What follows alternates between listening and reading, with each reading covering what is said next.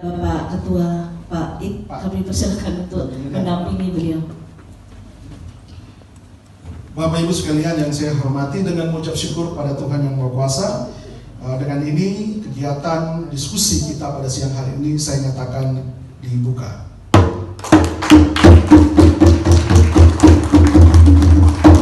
Sekian, terima kasih, Tuhan memberkati kita sekalian. Lembaga transformasi bagi saya ini adalah sebuah lembaga yang mempunyai komitmen untuk melakukan perubahan bagi Papua, dan saya pikir ini mitra yang strategis bagi pemerintah. Sehingga ke depan saya harap segenap jajaran pengurus dari lembaga transformasi ini terus kita mengangkat isu-isu yang baik bagi kita diskusi. Bapak Ibu sekalian, saya mau izin ini saya kasih waktu berapa menit untuk menyampaikan diskusinya nih. Mungkin 15 menit, 20 menit ya. Nanti kita akan lebih banyak diskusi. Mohon izin Pak Moderator ya. Betul. Oke. 15 menit sebenarnya, tapi bisa sampai 20 menit. Oh iya. Biasanya kalau orang Papua sudah bicara, duduk di para-para itu bicaranya sampai pagi. Baik Bapak Ibu sekalian, berkaitan dengan tema diskusi kita pada siang hari ini yang saya anggap sangat menarik sekali, olahraga dan budaya. Saya kebetulan baru menyelami masalah olahraga ini kurang lebih 1 tahun, dan saya bersyukur sekali sama Tuhan karena ketika Tuhan mengizinkan saya ada di Dinas Olahraga dan Pemuda ini, saya banyak belajar sekali. Dan sebenarnya inilah yang dikatakan deposit ataupun kekayaan orang asli Papua sebenarnya itu ada di olahraga dan budaya. Ini yang saya mau sampaikan kepada Bapak Ibu. Pertama kita harus bersyukur bahwa kita terlahir dari rahim ibu orang asli Papua atau bapak orang asli Papua. Itu kita punya talenta yang Tuhan kasih ini luar biasa, Bapak Ibu. Ini saya belum masuk ke kita punya materi ya, tetapi saya mau bicara filosofi sedikit dulu. Kita di tanah Papua ya, itu ada 7 wilayah adat. Di Papua sendiri ada 5 wilayah adat. Bapak Ibu bisa bayangkan, masing-masing wilayah adat ini punya karakteristik sendiri, ya, yang tidak bisa dimiliki oleh, mohon maaf, mungkin saudara-saudara kita yang lain di Nusantara yang lain, ya. Karena contoh kita di wilayah Saireri, Bapak Ibu bisa melihat saja dari track recordnya, wilayah Saireri ini dulu melahirkan, mohon maaf kalau dari tempat saudara saya Pak Nobo ini, kalau kita bicara atletik ya, atlet-atlet yang sprint jarak pendek itu semuanya pasti dari Yapen. Sadar tidak sadar itu karakter, talenta yang Tuhan sudah kasih. Kita mau bicara sepak bola, pasti anak-anak dari wilayah, mohon maaf, dari Biak, Saireri, ini banyak. Karena itu sudah talenta yang Tuhan kasih. Sekarang ini kita bicara dalam Mepago, Lapago, luar biasa lagi talenta yang Tuhan kasih. Dan inilah yang namanya kebangkitan yang sebenarnya. Karena kalau kita mau bicara yang barang lain, tidak usah jauh-jauh. Kita bicara ekonomi, kita bicara politik, apalagi orang Papua susah ada di situ. Saya mau kasih tahu Bapak Ibu. Kita mau paksa orang Papua untuk berwira swasta, kompetitornya tuh banyak, iya kan? Tapi kalau hari ini kita bicara olahraga, orang Papua pasti nomor 1. Karena itu sudah ada dari dulu. Kita ingat saja toh, dulu mungkin saudara-saudara kita mengenal Papua ini hanya dengan Persipura saja, iya kan? Itu yang dong bilang Persipura itu dia bisa mengangkat harga, iya, Mutiara Hitam mengangkat harkat dan martabat kita orang Papua. Jadi sebenarnya kalau Bapak Ibu renungkan, hari ini yang Tuhan limpahkan berkat buat kita orang Papua dengan memberikan talenta yang luar biasa, itu adalah karakteristik fisik yang berbeda. Iya toh? Banyak atlet-atlet yang ada. Kendalanya dulu apa? Kita kenapa tidak bisa berkembang? 1, kita tidak punya manajemen yang baik. Yang kedua, kita tidak punya fasilitas. Tapi hari ini saya mau kasih tahu, Fasilitas terbaik di dunia ada di Papua. Mungkin saya perkenalkan diri sedikit. Nama saya seperti tadi disebutkan Roy Wayoy. Jabatan saya saat ini kalau di pemerintahan itu Kepala Kantor Pertanahan Kabupaten Tuban di Jawa Timur. Kebetulan perjalanan dinas ke sini, saya langsung ikuti acara yang hari ini. Jadi saya berbicara khusus saja seputar peran Lembaga Transformasi Papua untuk pengembangan olahraga dan seni budaya dalam rangka kemajuan generasi muda Papua ke depan. Itu yang kita bicara. Latar belakang saya karena di bidang pertanahan, jadi tadi waktu diberitahu, bukan tadi kemarin diberitahu, saya kayak ini bicara apa nih? Olahraga, seni budaya dan tanah. Tapi hari ini saya akan berbicara tentang bagaimana Lembaga Transformasi Papua mendorong, menginisiasi, mengapresiasi apa yang tadi sudah disampaikan oleh Pak Pelaksana Tugas Kepala Dinas Pemuda dan Olahraga. Itu yang menjadi inti sebenarnya kami mau sampaikan, bahwa olahraga seni budaya itu merupakan satu kekuatan dasar orang Papua untuk maju. Kita punya kekuatan yang selama ini kita tidak serius untuk urus, dan hari ini Pak Kepala Dinas dan pemerintah Provinsi Papua serius untuk urus. Mari kita dukung sama-sama untuk itu. Kita sibuk dengan urusan yang lain, padahal yang menjadi talenta dasar yang tadi beliau sampaikan, saya catat. Talenta yang dibawa sejak lahir, yang ada di dalam hidup orang Papua dari 7 wilayah adat ini, karakteristik macam-macam. Itu kita tidak fokus untuk teliti dan kembangkan. Hari ini Pak Kepala Dinas berbicara, saya sendiri baru bisa memahami. Dan saya juga tadi tulis dulu, karena kalau cerita tanam mungkin saya bisa cerita banyak. Karena ini persoalan olahraga, saya harus mendengar dari para pakarnya dulu, baru nanti saya bisa berbicara. Jadi satu kebanggaan bagi kami bahwa harus berbicara talenta olahraga, seni budaya itu milik ciri khusus daripada orang Papua. Tadi disampaikan, kita di sehari-hari ya berenang, atletik, main bola.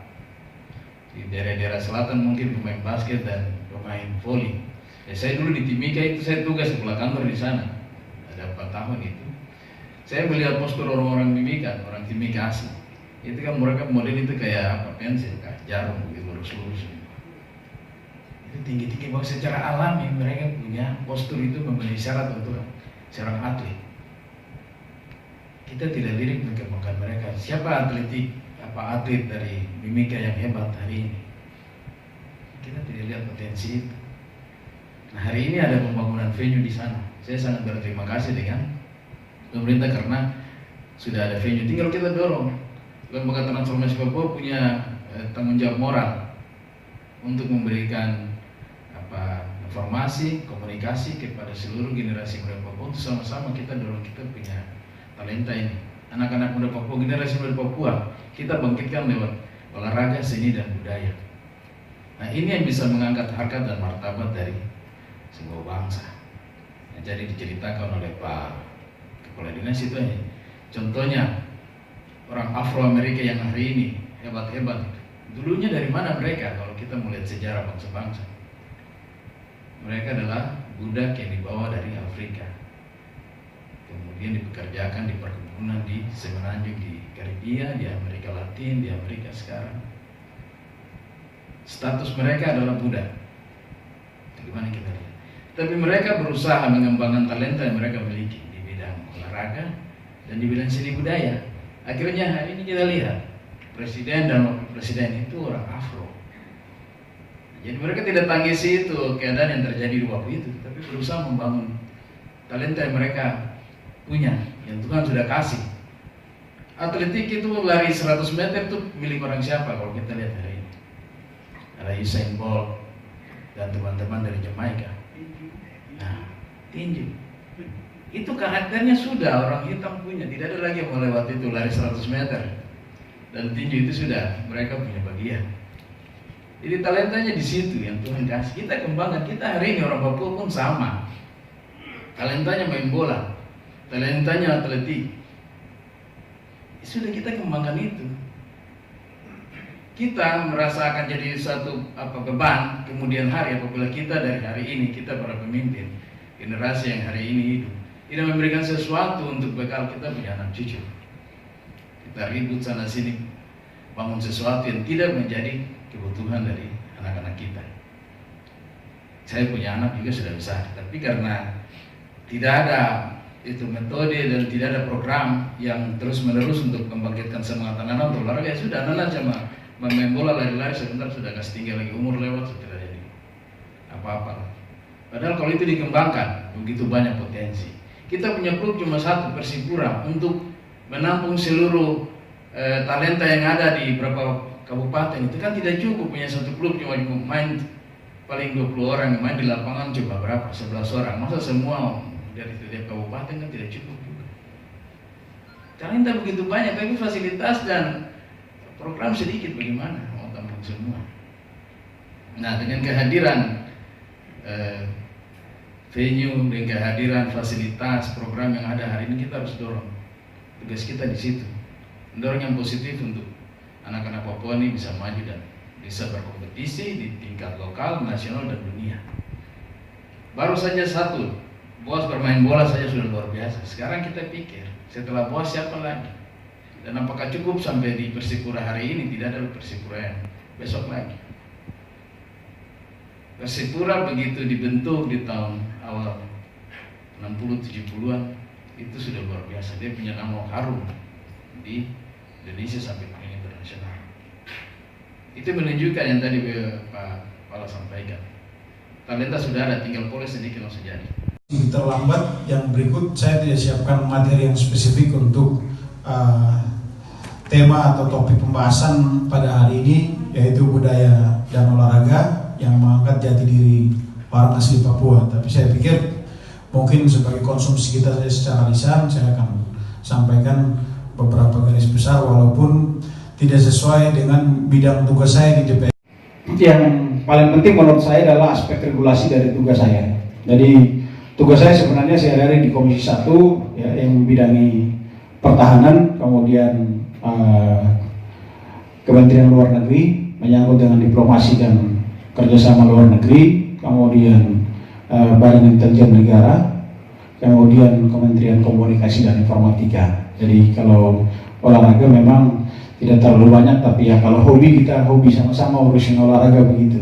Ya, jadi saya pikir kebetulan dalam konteks Papua ini saya salah satu ketua cabur juga yang khusus aktif juga ya, cabang olahraga bermotor ini Pak Alex banyak membantu saya juga untuk suksesi cabang olahraga bermotor di pelaksanaan PON 2020. Kalau saya lihat konteks Papua hari ini sebenarnya kita itu butuh regulasi yang memang mengikat ya, baik itu mengikat ke dalam secara kebijakan dan juga implementasi program, tapi juga mengikat keluar dari sisi mendorong dan memberikan motivasi terhadap partisipasi masyarakat luas. Nah, kalau seandainya ada regulasi yang benar-benar bisa mengikat ke dalam, ya, pemerintah bisa mengimplementasikan program secara otomatis akan mendorong partisipasi publik atau partisipasi masyarakat secara aktif dengan instrumen kebijakan yang didukung juga dengan alokasi anggaran dan juga alokasi program yang jelas sesuai dengan target dan capaian yang memang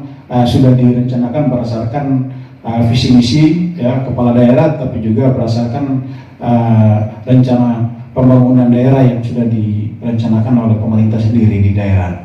Nah, saya lihat ini salah satu kendala utama di Papua. Yang berikut, tantangan besar hari ini di Papua, masyarakat pencinta olahraga itu sangat tinggi di Papua. Apalagi kita bicara tadi olahraga dan seni misalnya. Nah, kalau kita bicara seni berarti di situ ada budaya. Nah, kita bicara olahraga juga di situ juga ada budaya. Karena memang budaya itu mengantarkan kita untuk bisa berorientasi pada hobi, baik itu di bidang kesenian maupun di bidang olahraga. Latar belakangnya adalah yang mendorong kita untuk bisa masuk ke situ adalah latar belakang budaya kita. Sejak kita tumbuh, lingkungan di mana kita ada, kita mulai terbentuk dari situ dengan cara pikir, cara pandang dengan hobi kita yang memang cocok dengan respon kita secara pribadi terhadap berbagai macam aktivitas olahraga dan seni. Nah, tantangan yang paling utama hari ini adalah pemerintah sampai sekarang belum bisa untuk menjawab tantangan itu, walaupun potensinya ya di bidang olahraga dan seni itu sangat besar. Nah, ketika tidak bisa pemerintah mengakomodir dua capaian tadi, baik itu di bidang olahraga dan seni, akhirnya masyarakat hobinya itu tidak terkonsolidasi dan tidak terpenuhi secara baik. Nah, masing-masing secara individu maupun kelompok organisasi melakukan orientasi sesuai dengan apa yang mereka rasa mereka bisa lakukan, apa yang mereka bisa kembangkan untuk mengimplementasikan apa yang menjadi kemampuan dari pribadi dia dan hobi dari dia untuk dia itu bisa mengembangkan potensi-potensi yang melekat pada diri kita. Nah, saya lihat ini yang memang selama ini sangat kurang, sehingga kita butuh selain butuh legasi, tapi juga kita juga butuh kebijakan dari pimpinan, kemudian konsistensi juga untuk bagaimana bisa membangun di daerah itu, khusus membangun masyarakat, bukan saja aspek pembangunan yang merupakan rutinitas dari pemerintah, tetapi juga harus membangun dari aspek sosial budaya yang harus kita kembangkan berdasarkan potensi-potensi yang ada. Nah, saya lihat dua potensi besar kesenian dan olahraga di Papua. Inilah sebenarnya yang bisa menjadi perekat untuk sesama anak bangsa, sesama anak Papua. Kalau ini kita tidak mampu kembangkan, ya, saya pikir ruang komunikasi juga akan terbatas, kata-kata akan terbatas. Sekarang kita ketemu di forum ini dalam bentuk ruang seminar seperti ini. Tapi ini sebenarnya ruang diskusi yang kalau kita bilang bahwa tersistemik begitu. Jadi segala sesuatu yang kita masuk dalam sini sudah tersistem oleh panitia, sudah diatur. Kemudian susunan acaranya pun sudah ada. Mindset cara berpikir kita pun juga masuk dalam konteks pembahasan kita. Tidak bisa lebih mencair untuk kita bisa berdiskusi. Nah, beda dengan kita bertemu misalnya di lapangan bola. Nah, kita main bola, kita menonton, kita berdiskusi bisa tentang banyak hal yang tidak kita pikirkan pun akan memunculkan inspirasi yang tentunya kita akan berdiskusi, dan itu bisa memberikan banyak motivasi yang bisa kita lakukan, dan kita berinteraksi lebih daripada mungkin taruhlah 500 orang. Kalau penontonnya 500 orang, kita interaksi lebih daripada itu. Mungkin dalam 1 jam kita di situ, kita berdiri di satu tempat ke tempat yang lain, kita berinteraksi bisa 50 sampai 100 orang kita temui. Nah, kalau kita aktif. Kalau tidak aktif, minimal 10 orang kita temui dalam 1 jam itu. Nah, ini juga berarti membangun pola interaksi, pola komunikasi kita. Kita beradaptasi dengan orang-orang yang baru yang tidak kita kenali, dan juga kita bisa semakin memperkuat hubungan komunikasi dan relasi kita. Maka itu pepatah sehari-hari orang bilang tak kenal maka tak sayang. Nah, kalau kita kenal maka kita tahu maksud dan tujuan orang. Tapi kalau kita belum kenal, dari jauh saja mungkin dia panggil saja kita buang muka begitu. Apalagi mau ketemu, pasti kita tidak mau. Nah, ini jadi sebenarnya pola interaksi kita dalam berbagai macam bidang seni dan olahraga itu bisa membangun komunikasi dan mencairkan komunikasi dan sekat-sekat komunikasi yang tidak terbuka. Jadi tidak ada lagi batasan-batasan. Misalnya batasan-batasan antara, kalau kita bicara kelas menengah bawah, kelas menengah atas, begitu kemudian kelas menengah. Nah, begitu pula dengan Papua hari ini kan dominan kita bicara soal budaya. Dengan kita sering menyuarakan bahwa 7 wilayah adat, 7 suku begitu, 7 suku besar. Nah, kalau dengan pola interaksi melalui olahraga dan seni, saya pikir pola itu akan mencair. Jadi antara sesama masyarakat di Papua maupun masyarakat luas itu akan lebih mudah untuk berkomunikasi tentang hal-hal yang tidak terbuka.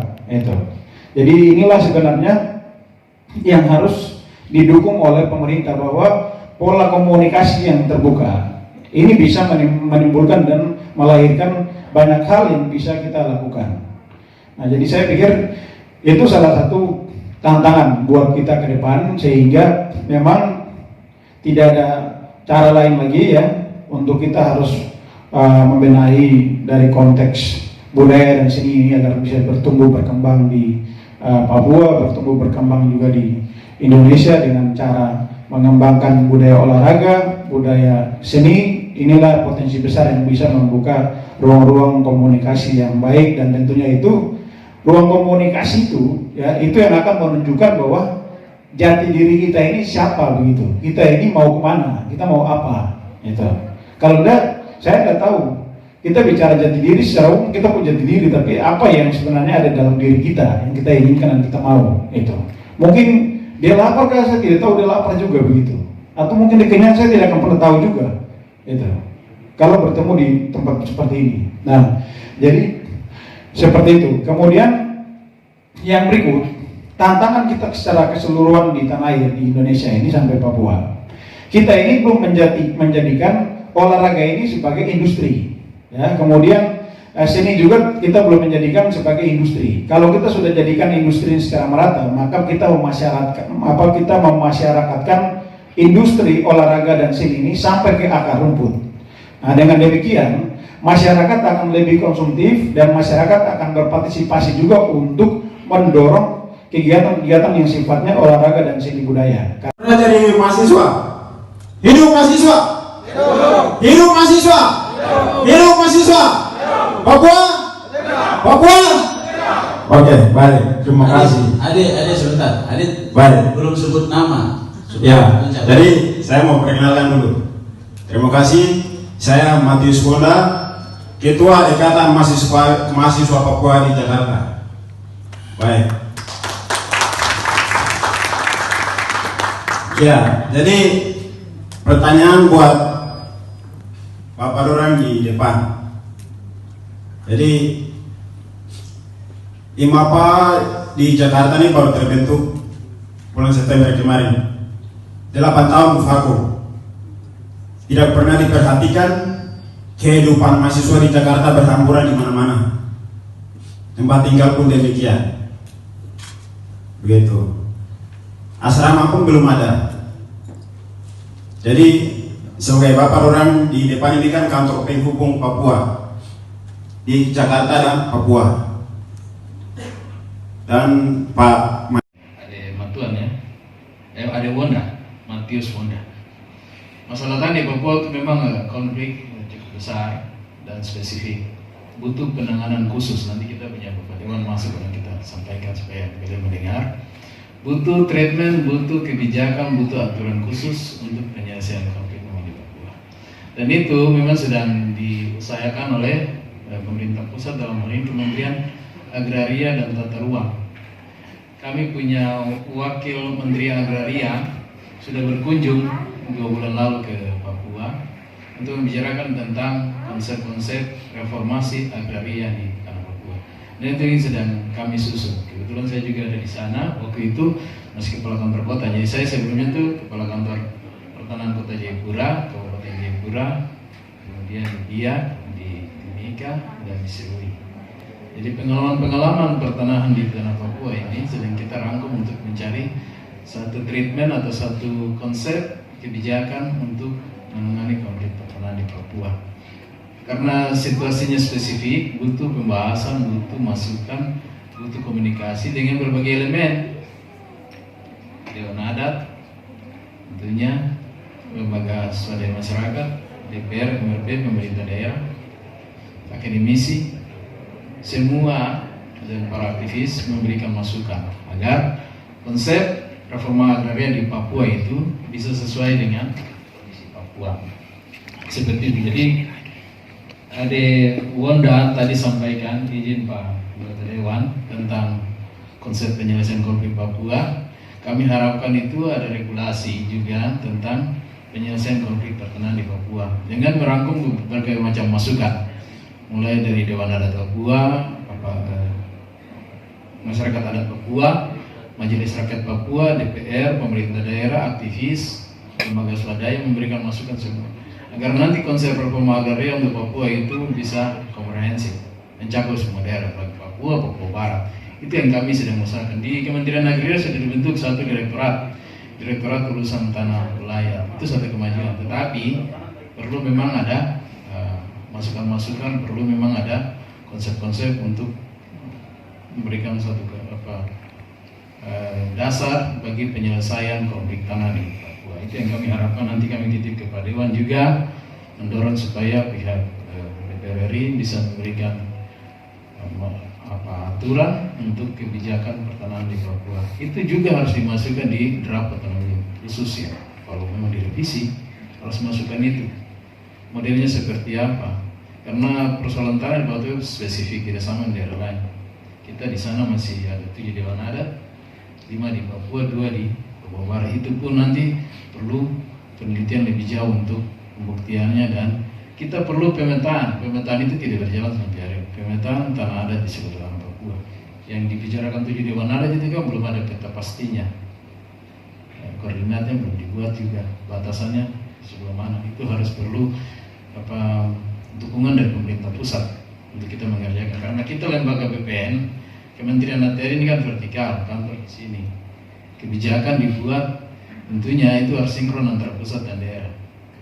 Dan kebijakan aturan di bidang pertanahan ini kan masih menunggu ke pusat, sehingga perlu ada komunikasi antara daerah dan pusat agar persoalan konflik tanah di Papua itu bisa terselesaikan secara komprehensif. Mungkin seperti begitu. Terima kasih. Papua dan juga sebagai pelaksana tugas Kepala Dinas Pemuda dan Olahraga Provinsi Papua, dan juga kepada anggota DPR RI Bapak Yaman Denas yang sudah langkah duluan, dan rekan-rekan semua yang sudah mendukung dan membantu pelaksanaan acara di hari ini. Atas nama Lembaga Transformasi Papua, saya mengucapkan terima kasih. Kiranya apa yang kita bicarakan hari ini tidak sampai di sini, tapi kita akan lanjutkan untuk kemajuan tanah dan juga daerah kita di Papua. Saya rasa kehadiran dari rekan-rekan semua yang sudah hadir memberikan kontribusi masukan, baik ASN, baik adik-adik yang sedang berkuliah, dan juga aktivis atau musisi atau rekan-rekan semua yang ada di seputar Jakarta, saya sampaikan ucapan syukur dan terima kasih. Kiranya kebersamaan ini tidak sampai di sini saja. Banyak masukan yang kami terima, ya kita mungkin cari lain waktu untuk kita lanjutkan. Sekali lagi saya menyampaikan terima kasih atas fasilitas yang sudah disiapkan dari Bapak Kepala Badan Penghubung yang sudah memberikan waktu dan juga biaya dan tempat untuk kami melaksanakan kegiatan hari ini. Terima kasih, kiranya Tuhan memberkati kita semua. Terima kasih. Yang sudah berkenan hadir bagi kita dari siang sampai sore hari ini, dan juga jauh-jauh dari Tuban ya. Ini saking Tuban jadi. Ya, saya mohon izin kalau kali ini saya bicara dalam konteks saya sebagai Kepala Badan Penghubung. Saya sangat sekali lagi sangat mengapresiasi Lembaga Transformasi Papua. Ini sebuah wadah, sebuah lembaga, bagi saya ini adalah lembaga pemikir karena diisi oleh orang-orang yang luar biasa. Nah, kita tepuk tangan dulu buat Lembaga Transformasi Papua, dan lewat wadah ini mengakomodir semua stakeholders terkait yang memang fokusnya membahas isu-isu strategis bagi pembangunan Papua dan juga kesejahteraan Papua. Dan kalau kita dari sisi pemerintah, ini lembaga ini adalah sebuah lembaga yang sangat strategis bagi kami untuk bermitra, sehingga ke depan dalam konteks policy ataupun regulasi, juga pelaksanaan implementasi pembangunan bagi Papua ini memang harus bersinergis ya, dari sisi kebijakan, pembangunan dengan lembaga-lembaga seperti Lembaga Transformasi Papua ini ya. Dan keberadaannya yang di Jakarta ini tentu harus mempunyai warna tersendiri ya, warna tersendiri. Kita harus tampil lebih elegan dan juga lebih profesional dalam setiap kajian-kajian yang dilakukan bagi pembangunan dan pengembangan kesejahteraan buat masyarakat kita di Papua. Dan saya pikir ke depan kami dari Badan Penghubung sudah menemukan mitra yang strategis. Jadi diskusi kita mungkin bukan hanya hari ini saja ya Pak Ketua ya, dan juga Pak Dr. Wayoy.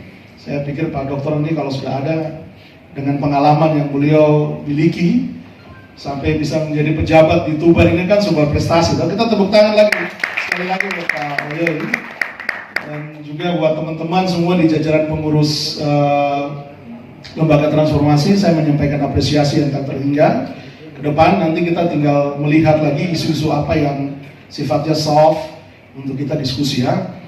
Jadi kalau bisa apa yang kita diskusikan, saya tadi melihat sangat produktif sekali ya. Dari awal kita diskusi ada Pak Yan, juga ada Pak Dr. Wayoy.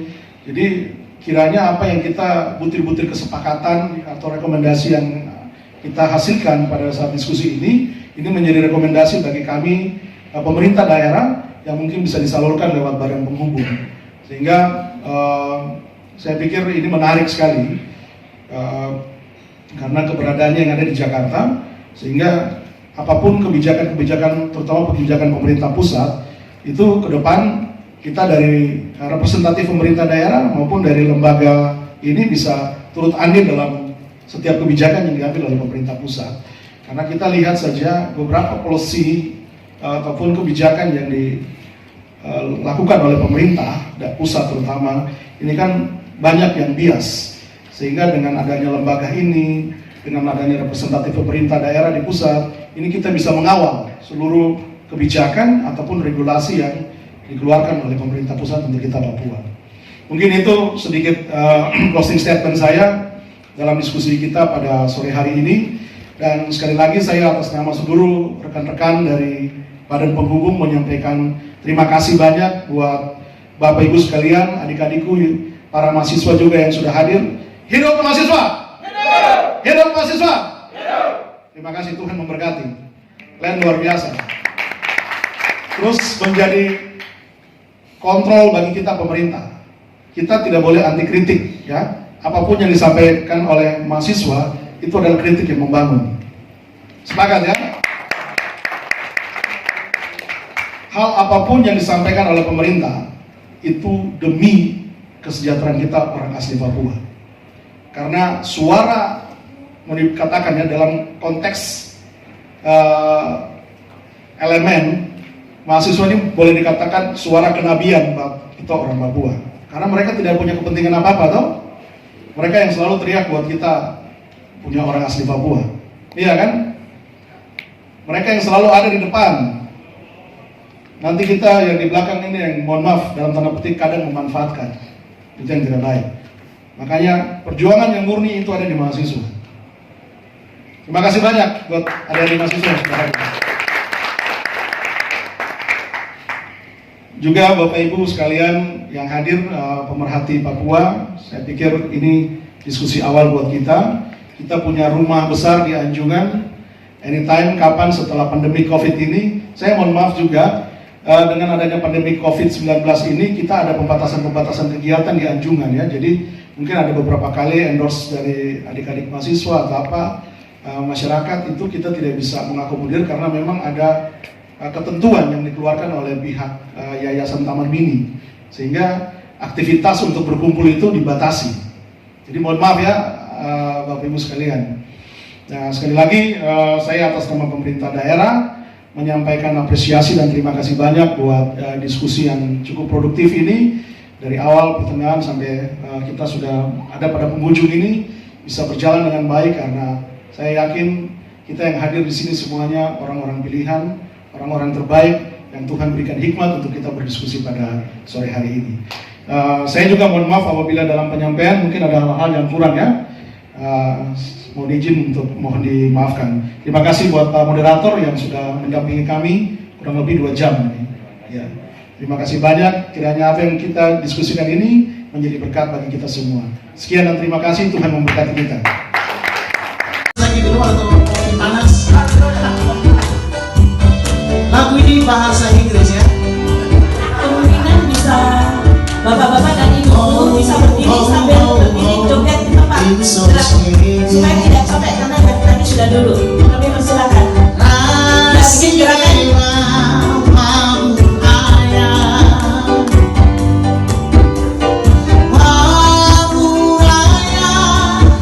Yesus yang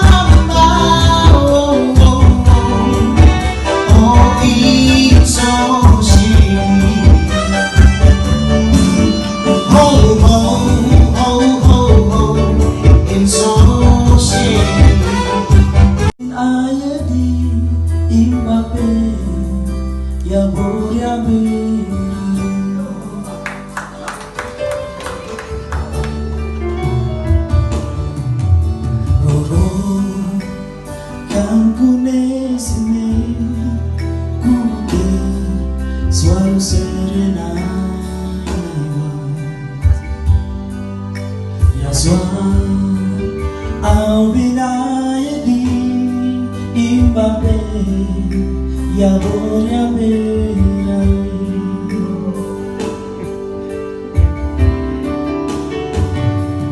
binyeri se binyeri wabur faros nombese nasime ya suar alfama imbabe ya boya berari binyeri se binyeri wabur faros nombese yorinsan manseren kion so aurau iso fiuro Jumwe Embai go sambewa Rirai go embai dautan Abogi sobure mo Anginanya Embai go sambewa